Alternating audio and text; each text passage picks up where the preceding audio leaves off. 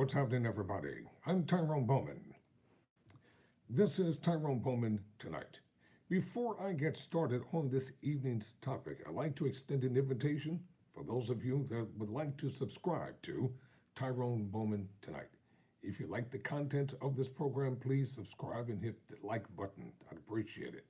And what is Tyrone Bowman Tonight? It's part inspirational, motivational, entertainment. It's part news, and it's also a program that is extended to everybody, no matter who you are, no matter where you come from, despite anyone's origin, their ethnic origin, or cultural differences.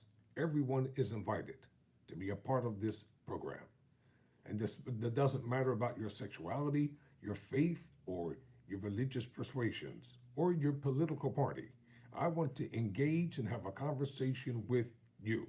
Part of the problem in America is that people are so hell bent on not being civilized, they don't want to listen to what anyone else has to say. That's not how things get done. Everyone is invited to Tyrone Bowman Tonight. And if you would like to be a guest on Tyrone Bowman Tonight, look down into the link, the box down in the comment section, and tell me how I can get in touch with you. I would love to sit down with you, talk with you, and converse with you. Now let's get on with tonight's program. Oath Keepers founder gets 18 years in prison, which is the longest prison sentence to date. According to Reuters, the founder of the far-right militant Oath Keepers, Stuart Rhodes, was sentenced to 18 years in prison on Thursday for seditious conspiracy, the longest sentence imposed to date over the January 6 U.S. Capitol riot that sought to keep Donald Trump in the White House. U.S. District Judge Amit Mehta delivered the sentence after a defiant Rhodes stood before him in an orange jumpsuit and claimed he was a political prisoner who, like Trump, was trying to oppose people who are destroying our country. For decades, Mr. Rhodes, it is clear you have wanted the democracy of this country to devolve into violence, Mehta told him. I dare say, Mr. Rhodes, and I've never said this about anyone who I've sentenced. You, sir, present an ongoing threat and peril to this country, to the republic, and to the very fabric of our democracy. Rhodes, a former Army paratrooper turned Yale-educated lawyer, was convicted in November by a federal court jury in Washington.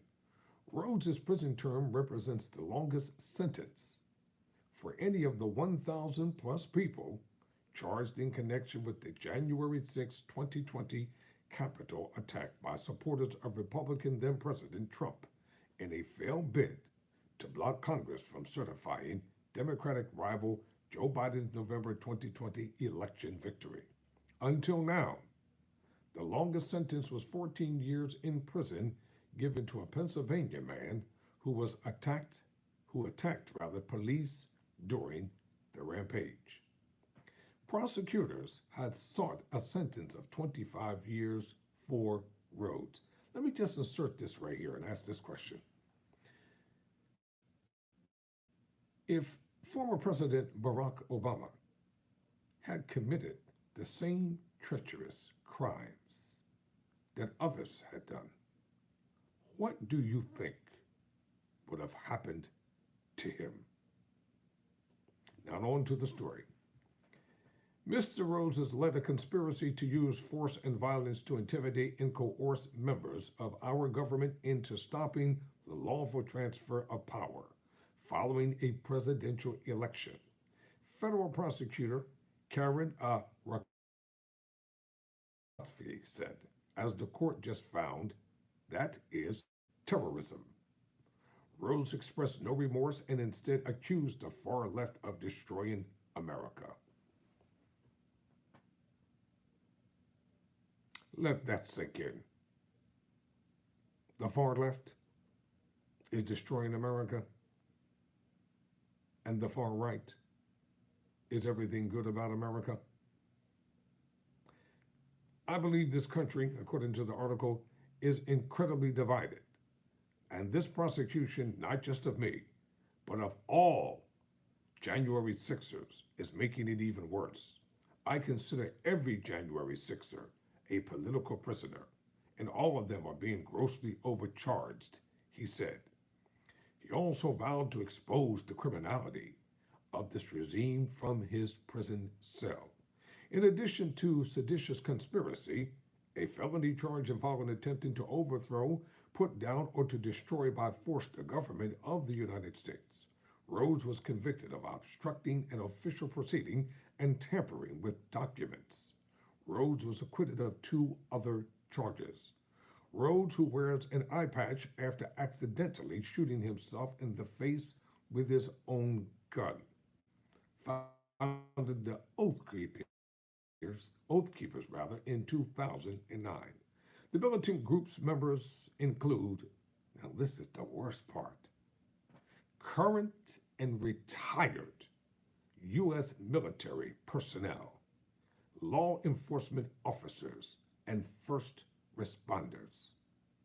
They have appeared often heavily armed at protests and political events, including racial justice demonstrations that followed the 2020 murder in Minneapolis of a black man named George Floyd by a white police officer.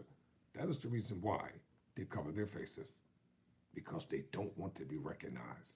And they know, as we say in the streets, you're out of pocket. Meta also on Thursday sentenced co-defendant Kelly Meggs, a former Florida chapter leader, also convicted of seditious conspiracy, to 12 years in prison. Prosecutors asked Meta to sentence Meggs, the group's former Florida chapter leader, to 21 years in prison, although Meggs' family members urged the judge to look at the defendant's good qualities as a protector and provider in his role as a father, brother, and husband. Meggs' wife Connie was also separately convicted in a different trial with other associates of the Oath Keepers for their roles in the Capitol attack. I truly apologize for being here, Kelly Meggs said through tears. It has not only destroyed my life, but the life of my entire family. Meggs admitted that he should have never entered the Capitol grounds, but he nevertheless denied that he planned his actions in advance, and he blamed his vile and hateful language for leading to his conviction. Meggs, who in addition to seditious conspiracy, was also convicted of 4 other felonies, including obstructing an official proceeding, led a group of Oath Keepers clad in paramilitary gear into the Capitol on January 6th. Others, meanwhile, staged a quick reaction force at a hotel in nearby Arlington, Virginia. That prosecutor said was equipped with firearms that could be quickly transported into Washington. Although attorneys for Rhodes vowed to appeal the conviction, they told reporters outside the courthouse that they were pleasantly surprised that Meta did not impose a stricter sentence. Check this out. His constitutional rights are being protected, but yet they violated the constitutional rights of others. I'm Tyrone Bowman. Never surrender, never quit.